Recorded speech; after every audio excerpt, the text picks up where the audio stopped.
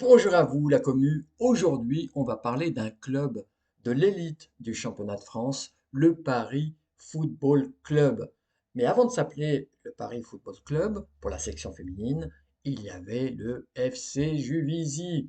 Juvisy qui est né en 1971 de la fusion de deux entités, en fait, le FCF Juvisy, donc celui qu'on a connu, hein, notamment dans les années 2000-2010 et l'Étoile sportive de Juvisy. C'était une époque où le foot féminin, rappelons-le, c'était plus militant que médiatisé. Et pourtant, entre 1992 et 2006, Juvisy a raflé pas moins de 6 titres de championne de France, notamment en 1992, le premier de leurs 6 titres raflés, avec à la tête une certaine Aline Riera, commentatrice incontournable de Canal+.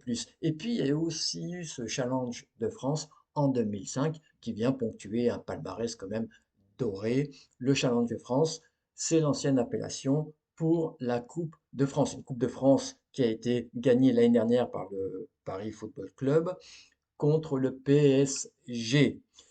Donc c'est pas mal quand même pour une bande de passionnés, sans jacuzzi ni budget comme, vous en conviendrez. À Juvisy, pour vous donner quand même un ordre d'idée, les primes c'était plutôt un club sandwich et un gros câlin du coach. Leur ADN, par contre, ça a toujours été le même depuis la naissance du club jusqu'à aujourd'hui, le mérite à la place du marketing. Pendant que Lyon, par exemple, construisait son empire façon Olasland, Juvisy faisait du foot façon Marie-Christine Terroni, l'ancienne dirigeante donc de la section, donc plutôt à la main, à la hargne, à la passion. Si Olas c'est Dior, Marie-Christine Terroni c'est plutôt Décathlon, pratique, solide, increvable. Deux mondes qui s'opposent. Lyon avec ses stars surpayées au kilo de trophées et Juvisy avec ses guerrières payées à la sueur. Et au centre, vous avez deux figures symboliques emblématiques, Gaëtan Tinet contre Wendy Renard. C'est un peu le monde amateur qui se heurte au monde pro. L'une capitaine de galère, l'autre capitaine de croisière, mais les deux avec la même couronne invisible, celle du respect. Quand Lyon faisait venir des ballons d'or, Juvisy faisait venir la pluie, mais gagnait quand même. En 2017, Juvisy opère ce virage tellement important vers le professionnalisme en étant absorbé donc par le Paris Football Club. Donc un virage important, mais sans jamais renier ses valeurs du passé. Aujourd'hui, le PFC, c'est l'anti-OL par excellence. Des joueuses qui construisent, progressent et ne vendent pas leur âme pour deux stories Insta. On n'a peut-être pas les millions, mais on a les frissons. Ah, Sandrine Soubéran, la coach de la section féminine du PFC, un monument. En fait, Sandrine Soubéran, c'est la prof de PS que t'adorais détester quand t'étais gamin, calme, rigoureuse, mais toujours à deux doigts de te sortir une masterclass tactique. Ancienne capitaine de l'équipe de France, rappelons-le, 198 sélections, un record et une carrière un peu à la gauloise, toujours droite dans ses crampons. Son palmarès, 2 championnats avec Juvisy, une carrière internationale modèle et un passage donc remarqué en sélection. Mais ce qu'elle a surtout apporté au PFC, en plus de cette rigueur légendaire, c'est une vision du pressing intelligent, des relances propres et un groupe uni et solidaire. En fait, Sandrine, c'est un peu Guardiola, sauf que l'une est plus portée sur le projet de vie et l'autre plus sur le projet de jeu. Et elle n'a pas besoin de gueuler, ces joueuses savent que si tu ne cours pas, tu dégages. C'est simple, clair et efficace, un peu à l'image du club. Pas de blabla, que du boulot. Et maintenant, place à la star maison, qui est, bah oui, Clara Matteo. C'est la classe à la parisienne, élégante, intelligente, létale. Et depuis 2024, on peut le dire, c'est devenu le symbole de ce PFC, ce qui correspond à son repositionnement tactique. Elle passe du milieu de terrain à la pointe de l'attaque. Résultat des courses, boum, ses stats s'envolent et elle fait vraiment peur aux adversaires et aux défenses adverses. Il faut bien le dire. Ces chiffres, 2024-2025, 19 matchs, 18 buts marqués, 7 passes décisives. Résultat des courses, elle finit meilleure buteuse de l'Arkema Premier League et est élue meilleure joueuse de ce championnat. Début 2025-2026, on assiste à son baptême du feu en Ligue des Championnes, ses 2 premiers matchs de C1 qui se concluent par 2 buts, une passe décisive. Et toujours cette impression qu'elle joue avec 2 coups d'avance. En fait, Matteo, c'est pas une joueuse, c'est une équation. Vision plus précision plus finition. Et quand elle est en feu, c'est tout le club qui s'embrase. Elle inspire, elle tire le groupe vers le haut, Captain Clara, et surtout, elle reste fidèle. Pas de transfert clinquant à la mode Chelsea ou OL, non. Elle construit son histoire ici, à Paris. Parlons maintenant des ambitions du club et le PFC monte en puissance depuis 3 ans maintenant. Une croissance à l'allemande, lente, planifiée, efficace, à la Bayern de Munich, on peut le dire, mais aussi à la Real de Madrid. Le club madrilène qui construit pierre après pierre sa section féminine, ce qui le change de ce qui se passe chez les garçons. C'est vrai. Le Real de Madrid qui sera d'ailleurs le prochain adversaire du club francilien et qui, selon moi, est un petit peu en avance par rapport au PFC.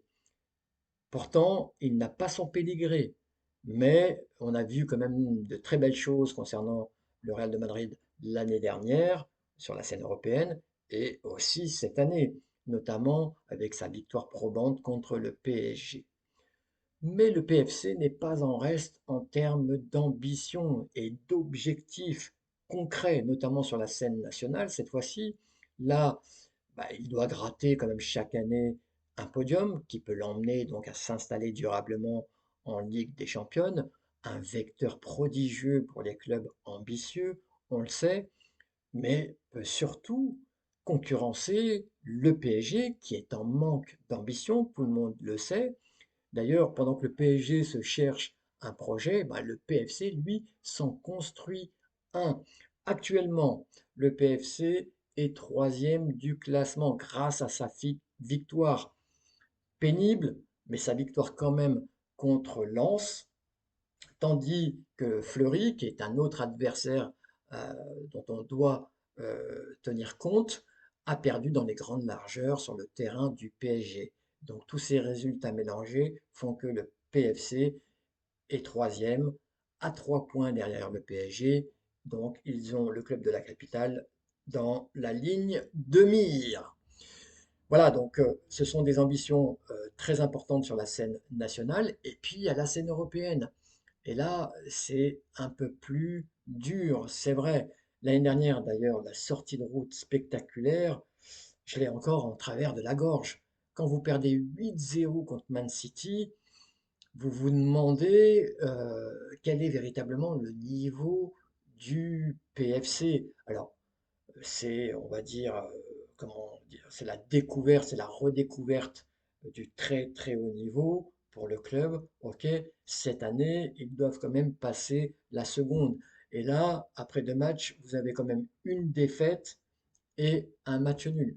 Le match nul contre le modeste club belge d'Ould Everen. Je vous le rappelle. Donc, je reviens à ce match contre le Real de Madrid qui prend toute son importance parce que vous savez que de la première à la quatrième place, selon le nouveau format en Ligue des Championnes, la première à la quatrième place vous assure directement une place en quart de finale. De la cinquième à la 12e place, vous passez en play-off. Le PFC est 13e. donc à la place du con, j'allais dire, pardonnez-moi l'expression, mais c'est vrai. Donc là, le PFC est à un moment charnière en plus euh, de la Ligue des Championnes. Ça va être le troisième match. Il y a 6 matchs à jouer, donc c'est important d'engranger des points. Donc encore une fois, ce match, j'ai envie de le voir et j'espère que le PFC montrera son meilleur visage. Quoi qu'il en soit, avec l'arrivée de Bernard Arnault, il ne faut pas l'oublier, on peut dire que la section féminine est dorénavant assise sur un tas d'or. Après, il faut voir aussi les ambitions de l'homme d'affaires milliardaire concernant sa section féminine. Visiblement, les recettes du passé sont appliquées à la section féminine d'aujourd'hui. Mais le club, il n'empêche, s'appuie sur de vraies structures. Un centre de formation inscrit dans le bassin parisien qui recèle de jeunes talents, euh, de jeunes joueuses talentueuses. Il y a ce recrutement malin aussi, avec le fait qu'elles aient pu attirer dans leur filet une future crack, Maëlyn Mendy, et une philosophie claire. En tout cas, cette saison, elles veulent véritablement bousculer la hiérarchie, on le sent, et c'est pas pour faire le buzz, c'est pas le style de la maison, mais c'est pour faire simplement l'histoire. Et maintenant, résumons le club sur deux aspects, sur deux axes, les points positifs et les points négatifs, qui sont un peu comme ces deux jambes. Les points positifs, c'est une dynamique ultra saine depuis plusieurs années, et même au-delà, ça a toujours été un club qui est un acteur incontournable du foot féminin en France. Des jeunes qui montent en flèche, une alliance entre émergence du centre de formation et puis recrutement malin. On peut citer Céline Ould Ossine, Melwin Ndongala ou encore Maïline Mendy que je couve du regard. Des cadres solides aussi, comme Korozek, qui ressemble beaucoup à Sandrine Soubérance ou bien des points Grébauval, du vrai leadership. Et puis, il faut aussi mettre le doigt sur certains points faibles. Des moyens, l'argent c'est le nerf de la guerre, quoi qu'on en dise. Des moyens encore trop limités. Et qui fait que on prend l'habitude du côté du Paris Football Club de voir partir quand même des talents, des joueuses majeures de l'effectif, comme dernièrement Julie Dufour pour le club d'Angel City aux États-Unis, ou encore Kessia Bussy sur la période estivale du côté de Wolfsburg. Mais malgré ça, le PFC reste une lumière dans le foot féminin français, authentique, ambitieux et sans artifice. Ici, on ne rêve pas de ballon d'or, ça c'est sûr, on rêve de victoires honnêtes et de vestiaires heureux.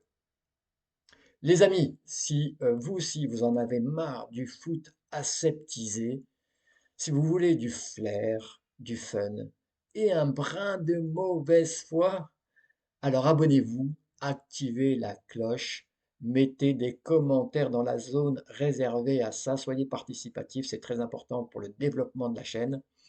Rejoignez la commu qui parle vrai du foot féminin. De nouvelles vidéos arrivent, hein. On est dans une semaine chargée avec la Ligue des Championnes. Je compte sur vous. Portez-vous bien. Va va voum!